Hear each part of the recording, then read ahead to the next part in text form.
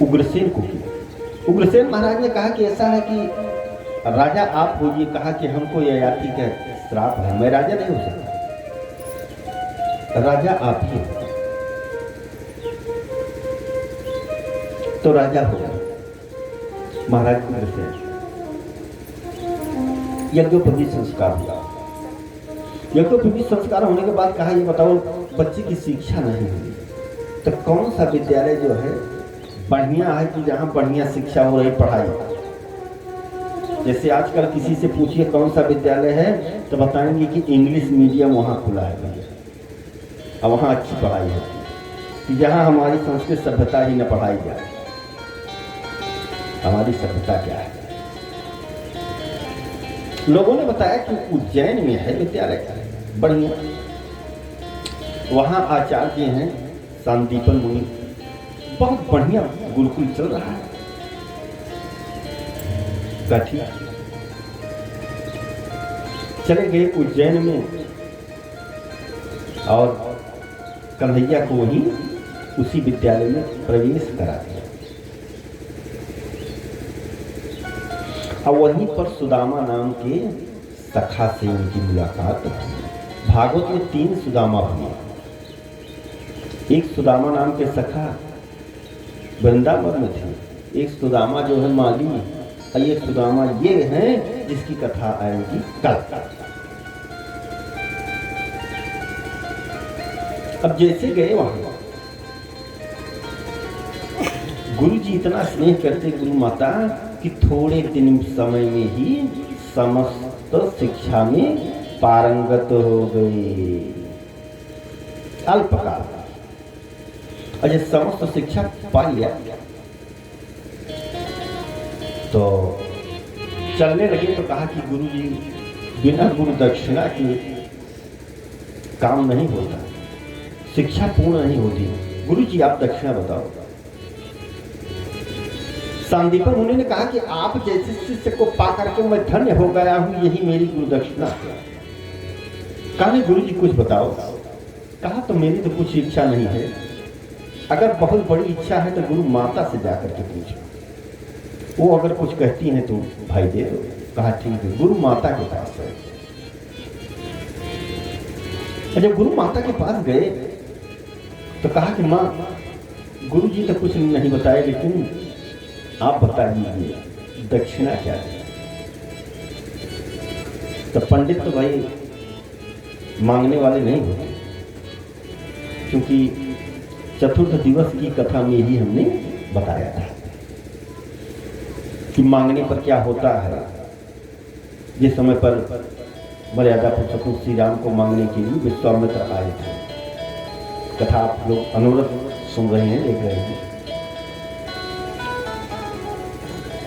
तो गुरु माता ने कहा कि बेटा देना है तो एक दे दीजिए।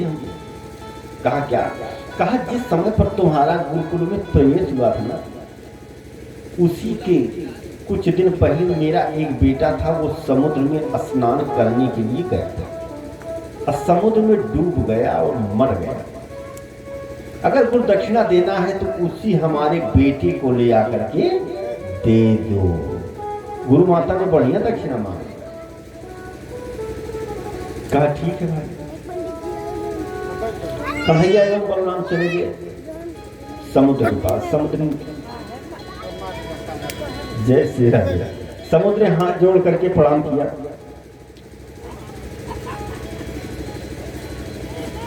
अब प्रणाम करने के बाद बैठ जाओ बेटा, शांत रहो, नहीं डिस्टर्ब होने। समुद्र ने हाथ जोड़ करके प्रणाम किया और प्रणाम करने के बाद कहा महाराज हमारे यहाँ एक शंखासुर नाम का दैत्य है, तो उसी से बात करो। तो शंखासुर नाम का जो दैत्य था उसको गए और उसको प्रभु ने मार दिया। उससे कहा कि गुरु के पुत्र को दीजिए गुरुपुत्र प्रदीयता। शंखासुर इस पर कुछ नहीं बोला तो मार दिया। और जब मार दिए तो मार करके उसी की हड्डी को ले लिए, वही बना शंख। अब तब से प्रभु हो गए शंखधारी, एक नाम उनका शंखधारी भी पड़ा। जब शंखधारी भगवान की जय हो। तब से प्रभु शंखधारी, वही शंखासुर का वध करने के बाद। अब शंखासुर का वध करने के बाद चले गए यमराज के पास। और जैसे दरवाजे पर पहुंचे वैसे 5 जन धन शंख वही लिए थे, उसको बजा दिया। और जैसे बजाया, यमराज दौड़ते हुए आए, देखा कि हमारा प्रणाम, वहीं पर प्रणाम किया। कहा कि कैसे आगमन हुआ। कहा कि ऐसा है कि मेरे गुरु जी का पुत्र है आपके यहाँ, उसी को दीजिए। गुरु पुत्र प्रदीयता। कहा महाराज हमारे यहाँ तो जो आता है वो कर्म के बंधनों से में बंध करके आता है। कहा मेरा आदेश है कि उसका सभी कर्म बंधन जो है खत्म करो, ले आओ काठी। गुरु जी के पुत्र को देखिए।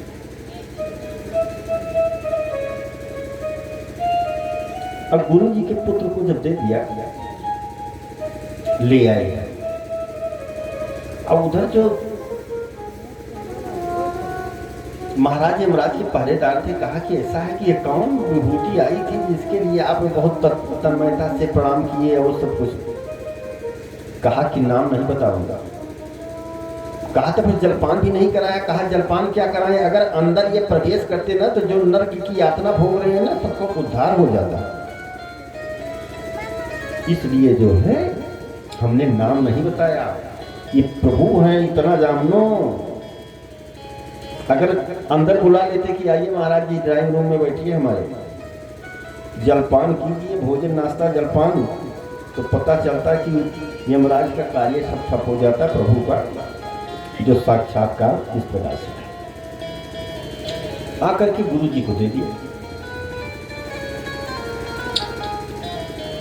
अब गुरु माता वर्षों बाद पुत्र पाए, बहुत प्रसन्न हुए, बहुत खूब आशीर्वाद। इधर आशीर्वाद दिया। अब गोपिकाओं को जो वचन दिया था कि परसों लौट करके आएंगे, लेकिन बीत गए वर्षों नहीं आए मोहन।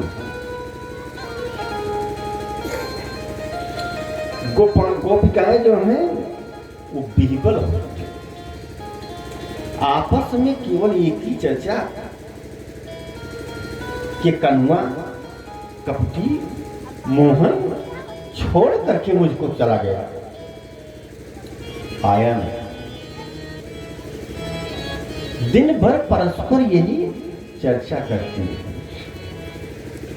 और जैसे सभी कार्यों से निवृत्त हूं, आपस में बैठ करके और कोई चर्चा नहीं, कन्हुआ कहाँ गया। और सब गोपिकाएं विलाप करती, रोती है कि हमारा कन्हुआ कहाँ गया। क्योंकि इतना अधिक प्रेम था कान्हा से कि उसी में खूब विलाप कर करके रोती हैं और कहती हैं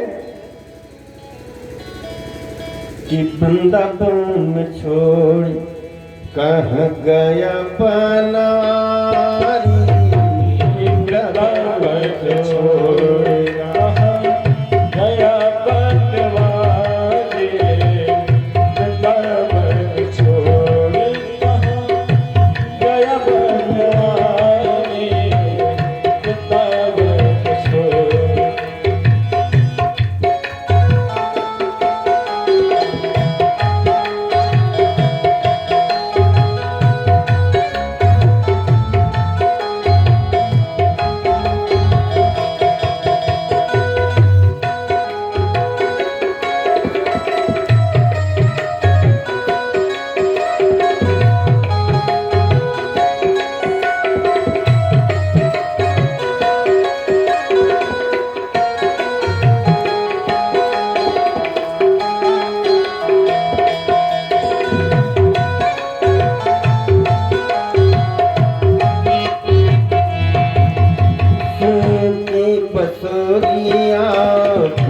की गुजरिया के बसुरिया रस के गुजरिया त्याग बापो महतारी त्याग बापो महतारी वृंदावन छोड़ कहाँ गय बनवारी वृंदावन छोड़ कहाँ गया बनवार वृंदावन छोड़।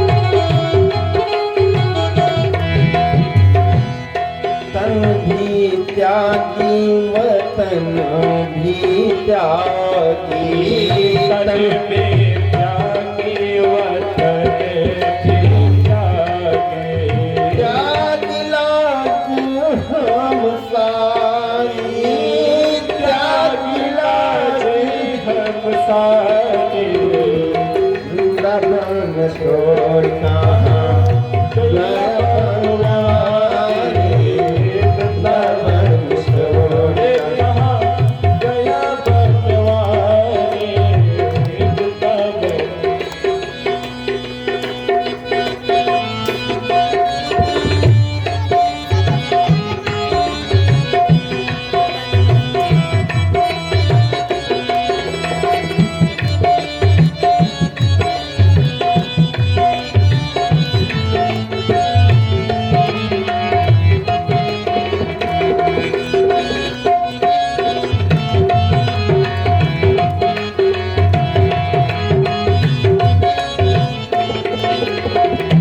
दहिया छोरा मथनिया खोया दहिया छोरा मदकिया खोया देखा मोही उघारी देखा मोही उभारे वृंदावन वृंदावन छोड़ गया बनवारी वृंदावन छोड़ गया बनवारी वृंदावन छोड़ कहाँ गया बनवारी वृंदावन छोड़ कहाँ गया बनवारी वृंदावन छोड़ कहाँ गया बनवारी वृंदावन छोड़। कहीं राधिका सुना मन मोहन कहीं राधिका सुना मन मोहन बिना तरस दुख भारी बिना तरस दुख भारी वृंदावन छोड़ कहाँ गया बनवारी वृंदावन छोड़ कहाँ गया बनवारी वृंदावन छोड़ कहाँ गया बनवारी वृंदावन छोड़ कहाँ गया बनवारी वृंदावन छोड़। इस प्रकार से गोपिकाएं जो है निरंतर आपस में ही चलता है। अब प्रभु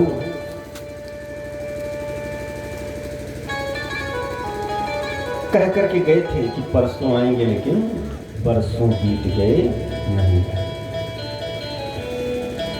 इसी क्रम में एक बड़ा छोटा बच्चा आ गया, बाल व्यास, जिसकी अवस्था है 7 वर्ष, और राम कथा कृष्ण कथा दोनों बोलते हैं। प्रयाग में कथा बोल रहे थे तो गए थे, तो उनको हमने अवसर दिया, शंकराचार्य जी के द्वारा सम्मानित हुआ। और कथा में संत महात्मा आ जाएं तो और बड़ा सौभाग्य। आपकी गुणे का है ये लड़का, कुर्सी पर बैठा है, बहुत सुंदर कथा बोलता है, हमारे मंच पर कथा बोला है। इनके पिताजी संजय जी हैं, बहुत बहुत धन्यवाद। और क्योंकि बच्चे से बड़ा स्नेह है और बड़ी सुंदर कथा बोलता है, प्रभु इसकी असम शक्ति बहुत तेज है। और वैसे सद्बुद्धि लगाए रहे हैं। बहुत बहुत स्वागत व्यास मंच से, संजय जी के आगमन से। और इनको हमने कहा था, जब फोन से पूछे, हम कहा बच्चे को अवश्य लेकर के आना। क्रम में आते हैं प्रसंग में, क्योंकि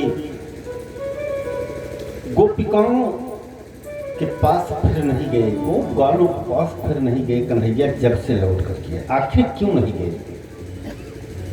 इस पर संतों का कोई विचार नहीं आया। केवल एक विचार आया कि ये गोप वाले जो है ना, ये सदैव सखत भाव रखते थे, हमेशा कबड्डी झाबर में पटक देते थे।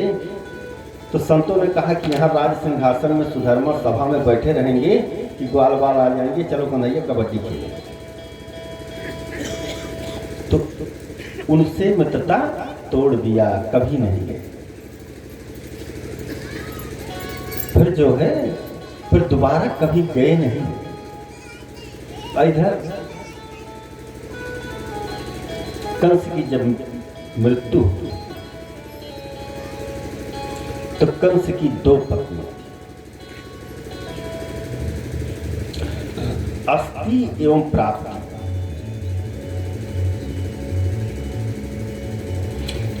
अस्थि प्राप्तिस्य कंसस्य महिष्य भारतर्षभ मृते भरतारि दिखाति ईयतो अस्मात् पितुर्गृहान्। तो दोनों पत्नियां अस्थि प्राप्ति जो है अपने पिता जरासंध के पास चली गई। तो अपने वैधव्य होने का कारण बताया। कहा कि ऐसा है कि कृष्ण ने मेरे पतिदेव को मार दिया। जरासंध क्रोध से तिलमिला उठा, कहा कि ऐसा है कि जितनी यदुवंशी है मैं सबको मार दूंगा। 23 अक्षौहिणी सेना लेकर के वो आया। कृष्ण बलराम जो है टहल रहे थे अचानक, और मथुरापुरी में चारों तरफ घेर करके उत्पात करने लगा। जब खूब उत्पात करने लगा तो सूचना आई, तत्काल युद्ध का रथ आया, युद्ध की समस्त सामग्रियां आई और कृष्ण बलराम जो है युद्ध कर रहे हैं। अब बड़ा घनघोर युद्ध हुआ। युद्ध करते करते जरासंध की समस्त सेनाओं का उद्धार कर दिया और जरासंध को छोड़ दिया। बलराम ने कहा कि छोड़ दे रहा हूं, शत्रु को छोड़ना नहीं चाहिए। मौका मिल गया है, अगर मिला है तो उसको मार ही देना।